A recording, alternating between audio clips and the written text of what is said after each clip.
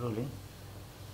सो firstly तो congratulations Aditya Thank you. Faraz के लिए। Thank you. सो कैसी फीलिंग है अभी और कितना डिफिकल्ट था ये कैरेक्टर में खुद को ढालना? फ़िलहाल तो बहुत ही बढ़िया लग रहा है क्योंकि लोगों को पिक्चर पसंद आ रही है, परफॉर्मेंसेस पसंद आ रहे हैं, जो एक्चुअली हम कहानी के थ्रू कहना चाह रहे हैं वो बात भी व्यक्त हो रही है ऑडियंसेस को, तो बड़ा ही अच्छा लग रहा है। As far as the role goes of course हर रोल अपने आप में कठिन होता है, लेकिन आप समझ सकते हैं ऐसा रोल जो मतलब मेरे रियलिटी से, मेरे पर्सनालिटी से इतना दूर है, तो काफ़ी कठिन था ये रोल निभाना, किरदार निभाना। लेकिन हंसल सर थे ही पहले से, उन्हीं का आइडिया था कि मतलब हमें इसको ह्यूमनाइज करना है, इसका थोड़ा जैसे कहते हैं वो लेयर्स ऑफ ब्रूटैलिटी के नीचे जो ह्यूमैनिटी होती है, जो इंसानियत होती है, वो भी थोड़ी सी व्यक्त करनी है। तो फिर वही हमारा इरादा था पहले से ही, स्क्रिप्ट में भी पहले से ही वही बातें लिखी हुई थी, वो नुआंसेस प्रेजेंट थे, मौजूद थे, जैसे मतलब जो स्क्रिप्ट जो राघव कक्कड़, कश्यप कपूर और रितेश राज सर ने लिखी है, तो था कठिन ज़रूर, लेकिन एक बहुत ही जिसे कहते हैं इनलाइटनिंग एक्सपीरियंस था, बहुत कुछ सीखने को मिला। आज जवान लड़के कैसे रेडिकलाइज होते हैं वो तो हम मतलब काफ़ी टाइम से देखते आए, लेकिन आजकल के मॉडर्न डे में भी उन पे कैसे ये असर पड़ता है और ये क्या कर सकते हैं, वो देख के, वो समझ के, वो सीख के काफ़ी हैरान भी हुए, लेकिन मतलब अभी काफ़ी कुछ सीखने को भी मिला इंसानियत के बारे में और हमारी सोसाइटी के बारे में भी। जैसे कि ट्रेलर में देखने मिल रहा है कि आपने काफ़ी गन का यूज़ हुआ है, सो वो गन को पकड़ना उसके लिए भी काफ़ी प्रैक्टिस लगती है, सो आपका वो दौर कैसा रहा प्रैक्टिस का? तो वो सुनील रॉड्रिगेज सर जो एक्शन डायरेक्टर है हमारे, उनकी टीम के साथ हमने काफ़ी वर्कशॉप्स किए, जिसे कहते हैं वो गन। तो देखिए एक बात होती है, वो गन पकड़ने का जो टेक्निक होता है वो तो सब वो आप सीख सकते हैं एक दो सेशन में, लेकिन वो जो समझ बदलनी पड़ती है हमें कि हम जब भी सिनेमा में गन देखते हैं तो वो ऐसी कोई बड़ी बात होती है नहीं, मतलब वो it is not treated with the same danger and reverence के आप जो रियल लाइफ में अगर किसी कमरे में जो अक्सर गन ना हो, वो रूम में गन दिखाई दे किसके हाथों में, और स्पेशली किसी थोड़े मतलब किसी इंसान के हाथों में जिस पे आप विश्वास नहीं करते हो, तो बहुत बड़ी चीज़ होती है, वो बहुत डर लगता है और बहुत पावर होता है वो गन में, वो चलाए नहीं तो भी बहुत पावर होता है। तो वो जो चीज़ है ना कि आप एक कमरे में रात भर वो गन पकड़ के लोगों को आप हॉस्टेज रख रहे हैं, तो वो गन की पावर समझना वो बहुत इम्पोर्टेंट था। और वो एक्चुअली हंसल सर का वही प्लान था, सुनील सर का भी वही प्लान था कि देखिए हम ज़्यादा देखते नहीं है, लेकिन ये कहानी में ये बहुत महत्वपूर्ण है, तो ये हमें करना है, ये नुआंस हमें बाहर लाना है। लेकिन एक और भी बात है कि हमारे ट्रेनिंग में सुनील सर और उनकी टीम ने बहुत इम्पोर्टेंस दिया है गन सेफ्टी को, क्योंकि क्या होता है कि आप हम देखते हैं हॉलीवुड में भी, यहाँ पर भी कभी कभी एक्सीडेंट्स हो जाते हैं गन के साथ, some are very costly in terms of life, in terms of property. तो आई थिंक वो एक बात हमेशा ध्यान में रखना, क्योंकि वही मैं कह रहा हूँ ना, हम पूरी पिक्चर में मतलब ऑलमोस्ट 80% ऑफ द पिक्चर में वो गन पकड़े रखे हैं, 5 अलग लड़के, तो 5 लड़के जो है किरदार वो है, लेकिन 5 जवान लड़के भी हैं एज एक्टर्स। तो how do you be responsible, how do you make sure that you are not hurting your self, not hurting other people, not harming the properties, तो वो पूरा उसका सब मतलब ऐसा होलिस्टिक समझ आ गई थी, which was actually really good and very refreshing के हुआ हमारे पिक्चर में ऐसा। सो फराज का जो कैरेक्टर आपने प्ले किया है, वो करने के बाद कितने दिन तक आप उसी कैरेक्टर में रहे, शूट खत्म होने के बाद भी? जी, तो जो कैरेक्टर मैंने प्ले किया उसका नाम निब्रास है। वो मतलब वो ऐसा करते हैं ना, जैसे कहते हैं ना जी कि आप कुछ भी काम करते हैं जिसमें आप लगन मेहनत से आप काम करते हैं, जिस पे समय बिताते हैं आप, तो वो थोड़ा सा आप में रह ही जाता है कहीं ना कहीं, इन terms of whether it is in this case of course hopefully वो किरदार के क्वालिटीज़ ना आ जाए, बट वो जिससे जो समझ मिली है इसमें ये काम करके, ये कहानी पे काम करके, हंसल सर के साथ काम करके, तो वो सारी चीज़ें मतलब मैं ऐसा मानता हूँ कि मैं आई वुड होप कि I keep it with me और मैं आगे ले जा सकूँ। कभी कभी कोई कैरेक्टर लाइट कम हो गया ना, चेक करो।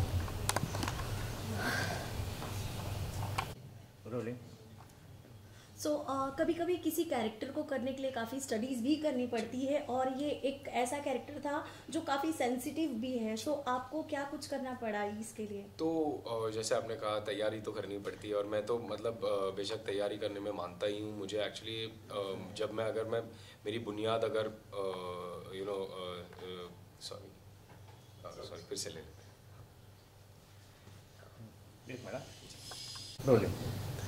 तो जैसे आप कह रहे हैं, मतलब तैयारी तो करनी ही पड़ती है, और मैं तो मतलब प्रेपरेशन में ही मानता हूँ। मुझे एक्चुअली कॉन्फिडेंस मिलता है अगर मैं ज़्यादा प्रिपेयर्ड हूँ, अगर मेरी बुनियाद कड़क है तो मुझे एक्चुअली जब मैं सेट पे उतरता हूँ या स्टेज पर उतरता हूँ तो मुझे तब मैं फ्रीडम के साथ डिस्कवर कर सकता हूँ नई चीज़ें while on stage, while on set. लेकिन अगर आपकी प्रेपरेशन स्ट्रॉन्ग ना हो तो आप उसी में अटके रहते हैं, वही सोचते रहते हैं, तो you can not really perform and be completely present. At least that's my process for me. तो इस रोल के साथ भी वही हुआ। हंसल सर ने हमें 1 महीने की लगभग वर्कशॉप कराई थी। हमने काफ़ी रीडिंग्स की है साथ में, सारे जो यंग कास्ट है रेस्टोरेंट में साथ में मिलके हमने रीडिंग्स की। हमने उनके जो हंसल सर के जो पुराने एसोसिएट है इखलाक अहमद खान, जो फिल्म के एसोसिएट राइटर भी है, उनके साथ हमने जो कुरान शरीफ की जो सुराहें हैं या नमाज़ पढ़ने का जो तौर तरीका होता है, या फिर आप जो इंटरप्रिटेशन की बात बोलते हैं कि आप एक ही सुरा लेके आप 1000 तरीक़ों से इंटरप्रेट कर सकते हैं। हमारी पिक्चर में तो 2 बड़े डिस्टिंक्ट तरीक़ों से इंटरप्रेट होते हैं।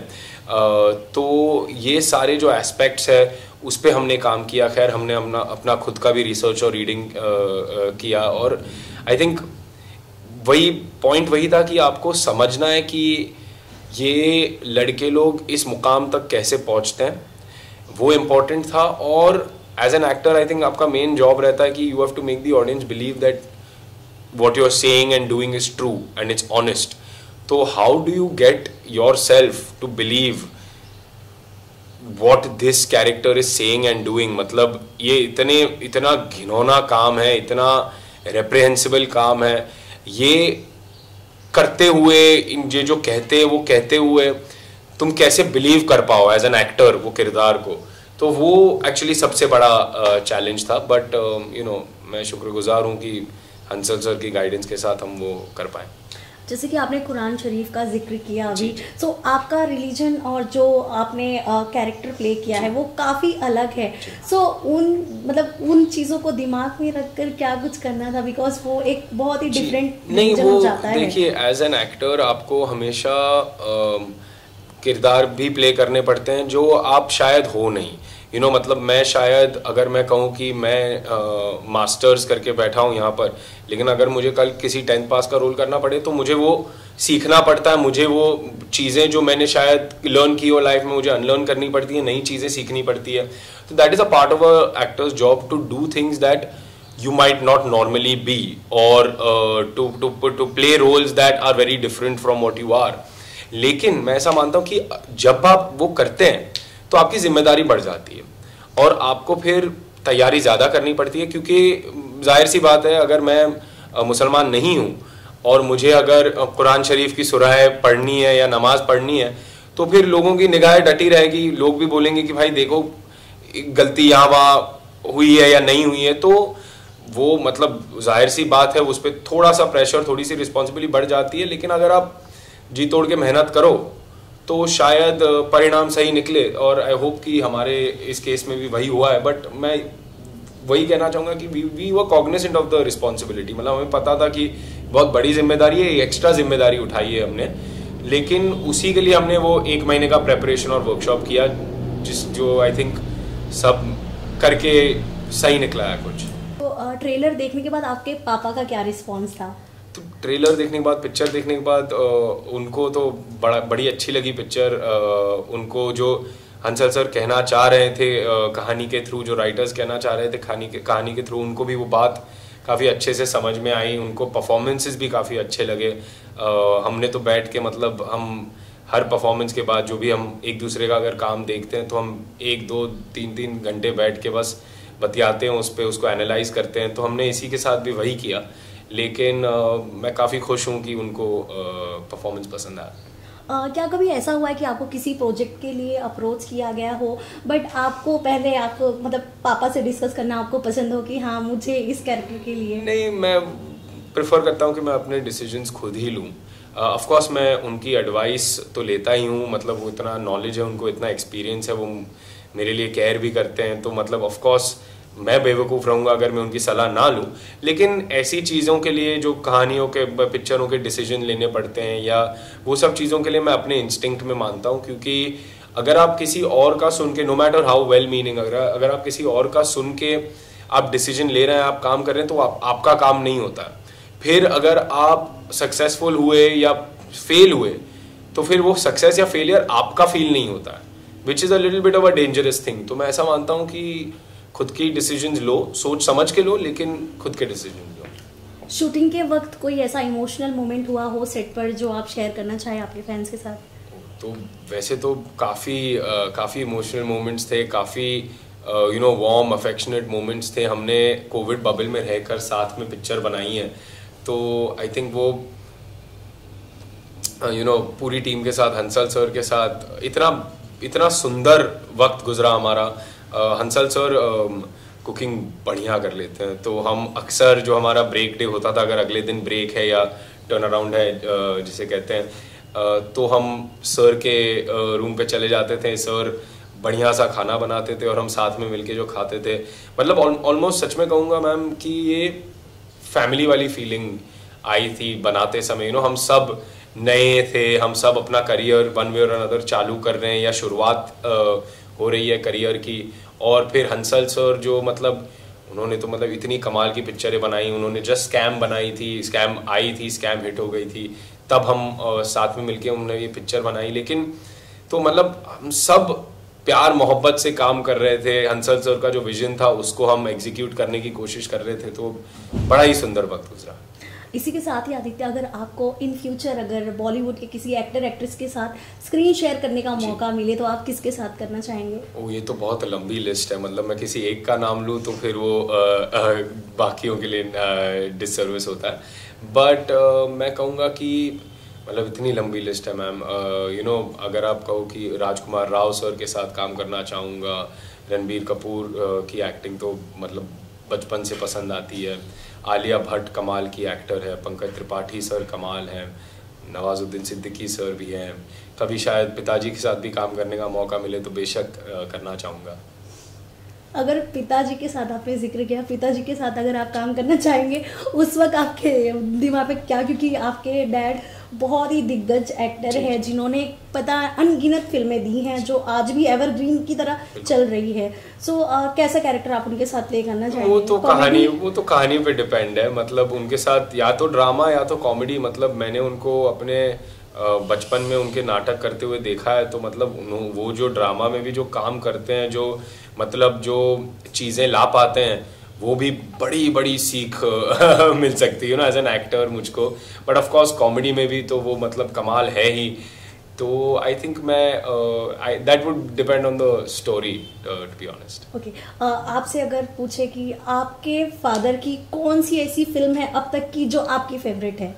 आई वुड से काफ़ी है। अगेन उन्होंने तो आई थिंक 300 से ज़्यादा पिक्चरें करी है, तो काफ़ी पसंद है। बट आई विल से कि मुझे ओए लकी लकी ओए एक ऐसी पिक्चर है जो मुझे बहुत पसंद है बचपन से भी। मतलब मैं वो कहानी, वो लकी का किरदार, पिताजी के जो 3 अलग किरदार है, सिमिलर रीजन के हैं, लेकिन फिर भी उन्होंने जो वेरिएशन लाया है तीनों किरदार में, आई थिंक वो picture out and out master class है। अगर आप कहो डायरेक्शन की, राइटिंग की, परफॉर्मेंसेस की, वर्ल्ड बिल्डिंग की, मतलब और वो कहानी कहाँ से कहाँ ले जाते हैं, वो किरदार क्या क्या करता है, फिर भी आपको उसके लिए पिटी, उसके लिए थोड़ी सी सिंपैथी फील होती है। तो मतलब बहुत बहुत बहुत सुंदर पिक्चर है वो। लास्टली आपके फैंस के लिए क्या मैसेज देना चाहेंगे? नहीं, बस आप जब भी जा सको सिनेमा में जाकर फराज देखिए।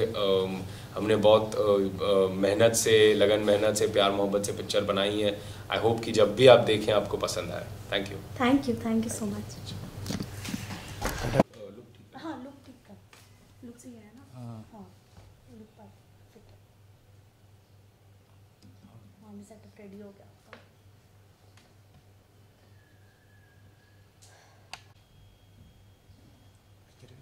ट्रेलर बाकी बहुत अच्छा है। आपने Movie- picture- अभी पिक्चर के लिए टाइम नहीं मिला अभी, क्योंकि एक भी किक ऑफ नहीं आया है, बट ट्रेलर तो बहुत अच्छा है। ट्रेलर तो मतलब बहुत पसंद आया मुझे। थैंक यू, पिक्चर भी देखिए। ट्रेलर इतना एक्साइटिंग है तो फिर मूवी देखना ही पड़ेगा।